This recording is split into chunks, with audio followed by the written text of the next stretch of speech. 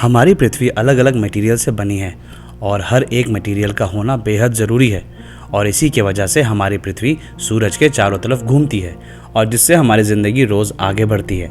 वैसे तो गॉड से गलती नहीं हो सकती और ऐसा कहना भी एक गुनाह है, लेकिन हमारी पृथ्वी पर कुछ ऐसी जगह हैं जहाँ कुछ ऐसा होता है जो बहुत अनकॉमन है और उसी में से एक जगह है द जोन ऑफ साइलेंस।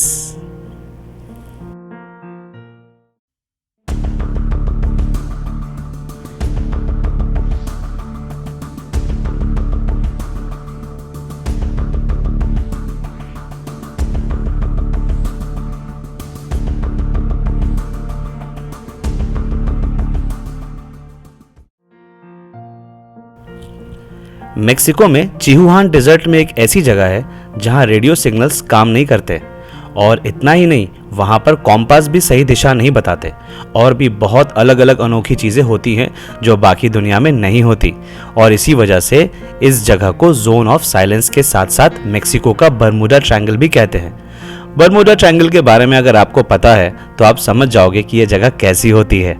इसकी पहचान एक पायलट फ्रांसिस्को सर्बिया ने की थी जब वो एक बार इस खास जगह के ऊपर से उड़ान भर रहे थे और इस खास जगह के ऊपर से उड़ते ही उनके प्लेन की दिशा बताने वाली मशीन गलत दिशा बताने लगी और इतना ही नहीं, जब वो एयरबेस में कांटेक्ट करने की कोशिश करने लगे तो उनका रेडियो काम करना बंद कर दिया और एक ग्लिच की साउंड आने लगी और जब प्लेन को हवा में रखने में प्रॉब्लम होने लगी तो उनको उसी जगह पर प्लेन को क्रैश लैंडिंग करवाना पड़ा और ये जगह ऐसी थी जहां आसपास कुछ भी नहीं था।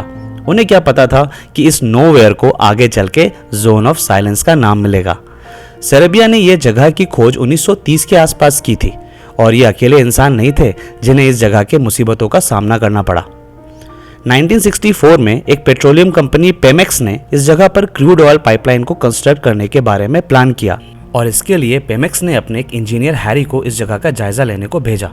हैरी का काम था ये पता लगाना कि ये जगह ऑयल पाइपलाइन कंस्ट्रक्शन के लिए सही है कि नहीं।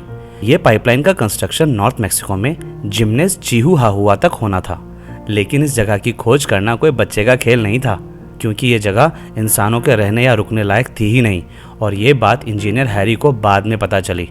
इस जगह पर नहीं रुकने का मेन रीज़न कम्युनिकेशन में प्रॉब्लम का होना था क्योंकि यहाँ रेडियो सिग्नल्स काम नहीं करते थे, बाहरी दुनिया से कोई कांटेक्ट नहीं हो सकता था और एक्चुअली वो हैरी ही थे जिन्होंने इस जगह को जोन ऑफ साइलेंस का नाम दिया था। वहाँ पर काम तो नहीं हो सका, लेकिन हैरी को यह जगह इतनी रहस्यमय लगी कि वो इस जगह पर वापस लौटे इसके बारे में ज़्यादा जानने के लिए।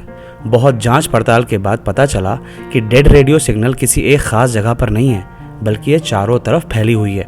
इस रहस्यमय चीज़ को एक्सप्लेन करना मुश्किल था, लेकिन हैरी के डिटेल्ड रिपोर्ट की वजह से जोन ऑफ साइलेंस फेमस हो गया और यहाँ पर रिसर्चर्स एंड साइंटिस्ट की नज़र पड़ी।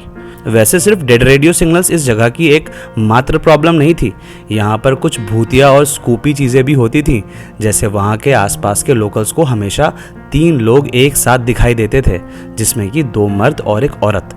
इन तीनों के सर के बाल सफ़ेद थे और उनके कपड़े ऐसे होते थे जो कि रेगिस्तान जैसी जगह पर पहनने के लायक नहीं होते। ये तीनों इंग्लिश सही से नहीं बोल सकते थे जैसे वहाँ के लोग बोलते थे, लेकिन लोकल्स ने बताया कि वो तीनों बहुत अच्छे और बहुत शांत स्वभाव के थे। लोकल्स ने यह भी बताया कि ये तीनों जब किसी के घर के बाहर से गुजरते थे तो खाना या रहने की जगह नहीं मांगते थे। वो तीनों बस इतना कहते थे कि हमारे पानी का बॉटल पानी से भर दो। एक बार वहाँ के निवासी ने हिम्मत करके पूछ लिया कि आप लोग कहाँ से हो, तो जवाब में एक प्यारी मुस्कान के साथ ये कहा गया कि हम ऊपर से हैं, इंग्लिश में फ्रॉम अबव। अक्टूबर 1975 में 2 फॉसिल हंटर जो ज़मीन खोद कर वहाँ से पुराने ज़माने में दफन हुए जीव की हड्डियाँ और अवशेष की खोजबीन करते हैं, उस जगह से गुजर रहे थे। उनका नाम था एर्नेस्टो एंड जोसेफिना। आगे बढ़ते बढ़ते वो जोन ऑफ साइलेंस तक पहुँच गए। उन्हें वहाँ की ज़मीन पर दूसरे तरह के पत्थर और सैंपल्स दिखाई दे रहे थे जो शायद बाकियों को नहीं दिखे होंगे, पर यह एडवेंचर वैसा नहीं था जैसा इन दोनों ने सोचा था। उस ब्राइट सनी डे में अचानक से बहुत तेज़ बारिश होने लगी। उन्हें लगा कि रेगिस्तान की बारिश है, ज़्यादा देर नहीं रहेगी, लेकिन बारिश और भी तेज़ हो गई और उन दोनों को अपनी गाड़ी में भाग के आना पड़ा। पर मुसीबत तो अभी शुरू हुई थी। वो जितनी तेज़ गाड़ी चला रहे थे उतनी ही तेज़ से बारिश हो रही थी और रुकने का नाम ही नहीं ले रही थी। अचानक से उनकी गाड़ी रेत में पानी मिक्स होने की वजह से दलदल में फंस गई और वो दोनों ने मान लिया कि ये उनकी आखिरी घड़ी है। पर एक अजीब घटना घटी जब एर्नेस्टो एंड जोसेफिना ने देखा कि सामने से दो लोग आ रहे हैं और दोनों ने पीले रंग का रेनकोट पहना हुआ है। वो दोनों लोग आकर एर्नेस्टो एंड जोसेफिना को बचाने का प्रॉमिस करते हैं और उनकी कार को उस दलदल से निकाल देते हैं। एर्नेस्टो अपनी कार को थोड़े आगे तक लेके जाते हैं और कार रोक कर उनको लिफ्ट देने का सोचते हैं, और जब बाहर निकल कर देखते हैं तो वहाँ पर कोई भी नहीं था। वो रेगिस्तान सीधा था, कहीं कोई टर्न्स नहीं थे। ऐसे में दो लोगों का गायब होना एक असंभव बात थी। ये रहस्य भी अनसुलझी रह गई। जोन ऑफ साइलेंस की दूरी करीब 50 किलोमीटर की है और रिसर्चर्स का कहना है कि इस खास 50 किलोमीटर के दायरे में ही आसमान से उल्का गिरते हैं। 1938 और 1954 में दोनों बार उल्का एक ही जगह पर गिरी, जो रिसर्चर्स को परेशान करने के लिए काफ़ी है। 1969 में एक आई विटनेस बेंजामिन ने, जो कि 50 किलोमीटर दायरे के बिल्कुल आसपास रहते थे, बताया कि अचानक से रात में किसी चीज़ की आवाज़ की वजह से उनकी आंख खुल गई। आंख खुली तो महसूस किया कि बाहर सुबह के जैसा उजाला है और बहुत तेज़ आवाज़ें आ रही हैं। आवाज़ इतनी तेज़ थी कि घर के शीशे टूटने लगे थे। बड़ी हिम्मत करके बाहर निकल के देखा, एक बड़ा सा उल्का हवा में हज़ारों पीसेस में टूट के नीचे गिर रहा है। 11 जुलाई 1970 में यूएस ने एनेथन रॉकेट लॉन्च किया था, जिसे कि यूटाह के एक नदी में गिरना था। और ये रॉकेट लॉन्च एक एक्सपेरिमेंट था जिससे ये जाना जा सके कि रॉकेट ऊंचाई पर जाने के बाद नीचे आने में कैसा बिहेव करती है। और एक्सपेरिमेंट के बाद रॉकेट को एक नदी में गिरना था, जबकि ऐसा नहीं हुआ। साइंटिस्ट ने बताया कि नीचे गिरने के समय रॉकेट का कंट्रोल एयर बेस के हाथों में नहीं था। ऐसा लग रहा था कि रॉकेट का डेस्टिनेशन चेंज कर दिया गया है और वो रॉकेट सीधा जोन ऑफ साइलेंस में जाकर क्रैश हुई। यूएस अथॉरिटीज़ को मेक्सिकन गवर्नमेंट से परमिशन लेना पड़ा उस रॉकेट को वापस लाने के लिए, लेकिन वहां पहुंचने के बाद लोगों ने बताया कि वहां काम करने में बहुत परेशानी का सामना करना पड़ा। ऐसा लग रहा था कि उनके रीडिंग्स के साथ कोई छेड़छाड़ कर रहा है और रेडियो सिग्नल्स ने काम करना बंद कर दिया था, जिसकी वजह से बेस पर कोऑर्डिनेट करना नामुमकिन था।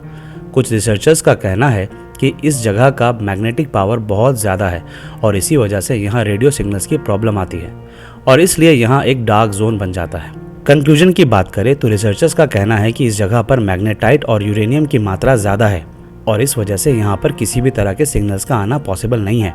और अक्सर उल्का के गिरने से जोन ऑफ साइलेंस की सतह बहुत सारे अलग अलग मेटल से भर गई है और ये भी डेड सिग्नल की एक वजह हो सकती है। अब ये दुनिया तो है ही रहस्यमय।